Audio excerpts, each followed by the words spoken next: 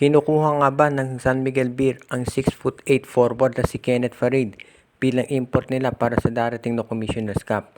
Umiikot kasi ang balita na itong si Farid daw ay magiging available dito sa Commissioner's Cup at maraming mga teams ang interesado na kumuha sa serbisyo niya, kabilang na itong SMB. Alam natin kasi na ito si Benny Boatwright ay hindi pa 100%.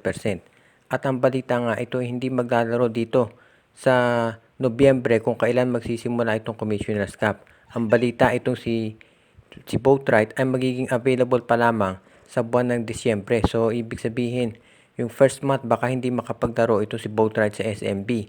At hindi pa natin tiyak kung ano ba talaga ang magiging kondisyon ni Boatwright kung maglalaro, kagagaling lang sa injury.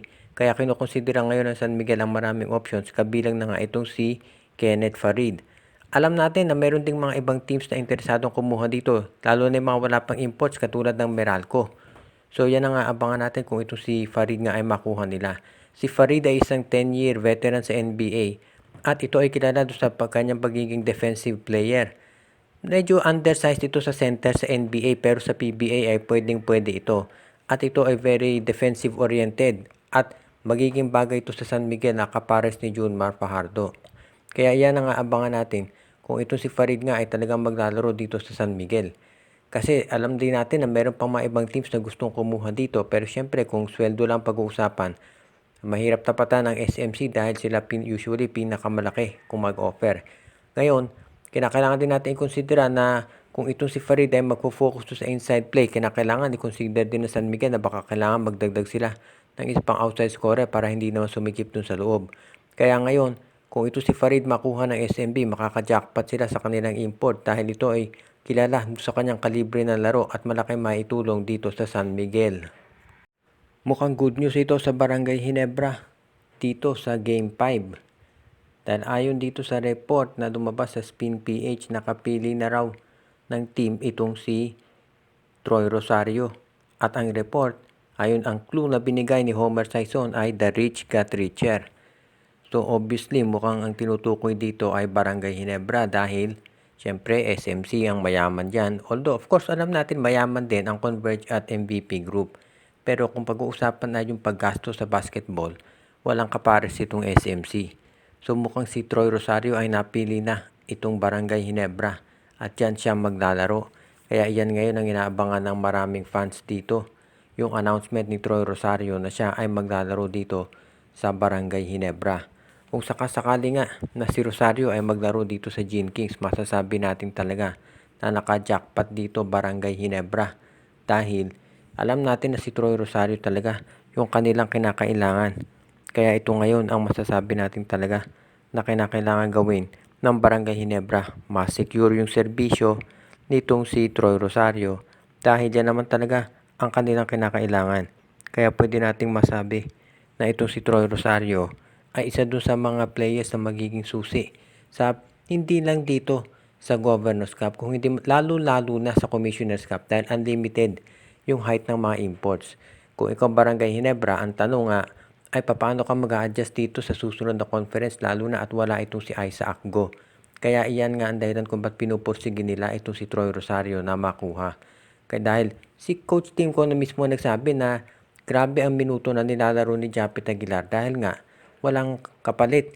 Kaya ngayon mukhang yan ang kailangang ayusin ng Barangay Ginebra at yan ang dahilan kung ba't naka-jackpot sila sa pagkakuha dito kay Troy Rosario. Kaya abangan na lang natin ang official announcement. Pinag-aaralan nga ba ng Magnolia Chicken Templados kung papalitan nila itong si Ricardo Ratcliffe? Dahil ang balita baka maging available na raw itong si Tyler Bay. Maraming mga fans ng Magnolia ang nagulat kasi nung ang pinili ng import ng Magnolia ay itong si Ricardo Ratcliffe at hindi itong si Tyler Bay.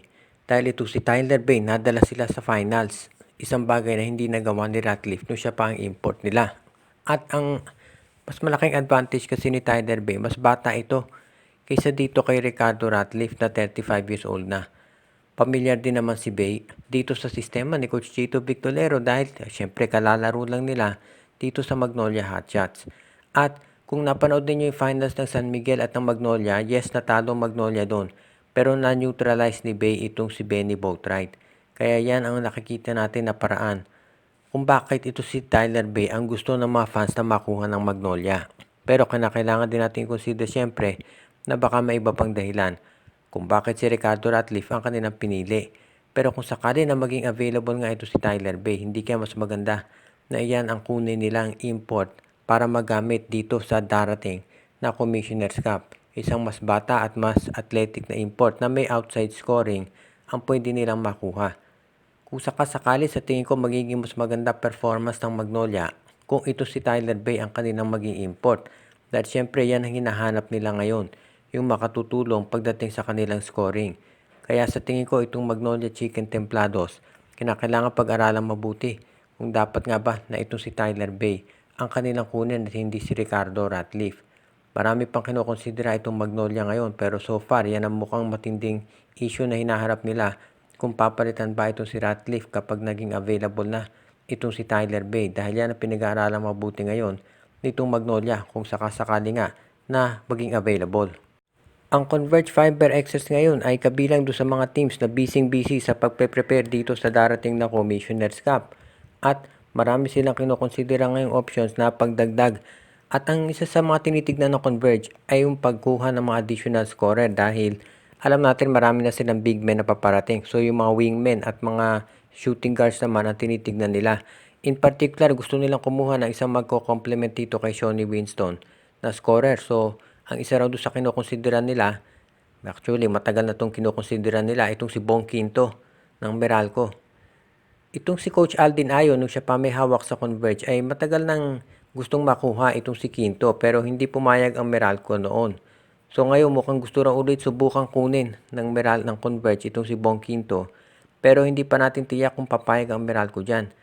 At kahit na hindi maganda naging performance ng Meralco dito sa Governor's Cup, inaasahan ng marami na ito ay gagawa pa rin ng paraan para ma-retain si Quinto dahil ayaw nila itong pakuran dahil very integral part ito ng kanilang rotation.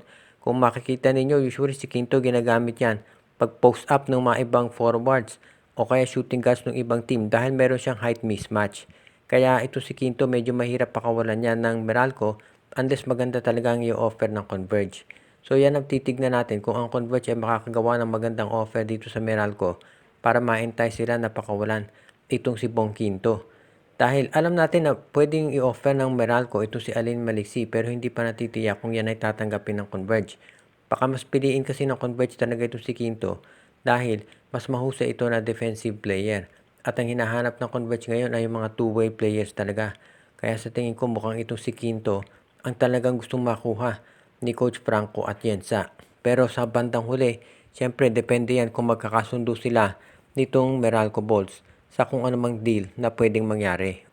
Shoutout kay Joseph Pineda, Joshua Giray, Espejo at Rosales family, kay RG Bueno at Darina family, Jonel Alagon at Serino Valles family, kay Dalmacio de Guzman, kay Andrea Alexis at Mitch Bagares, Alfonso Dindin at Terdy Balaba, si Junjun Angie, Patpat at B-Boy Matas, Lolito Kakayon, Alicia Garcia, Michael D, si Katsakino Dukusin, pinapati din natin si Edwin Carmona Jr., Ireneo Salangsang, Katsakino Dukusin, Anthony Alon, Malyari Mascarinas, si Enju, Dexter Domer at ang iba pa nating taga-subaybay.